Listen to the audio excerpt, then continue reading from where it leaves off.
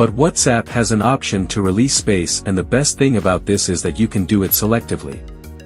That means you do not have to delete everything, but you can decide what to keep and what not. I am going to show it to you here. We have WhatsApp open and we are going to go to the three dots, up and right, we are going to tap it. We are going to go to the settings part and from here to data and storage, which is the fourth option. We tap on data and storage, and in this part we are going to see the one that says storage use.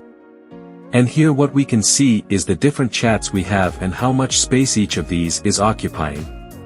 So I'm going to go to a very short one to show you, touch for example, and we are going to go to release space. Notice that from here you can select how we want to release that space. If you don't want the text to be erased, then make sure to leave the text message unmarked.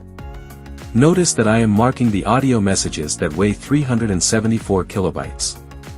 So I'm going to delete the message. We are going to empty the messages, and there we just deleted the messages. So now all you have to do is go through one by one your contacts, your chats.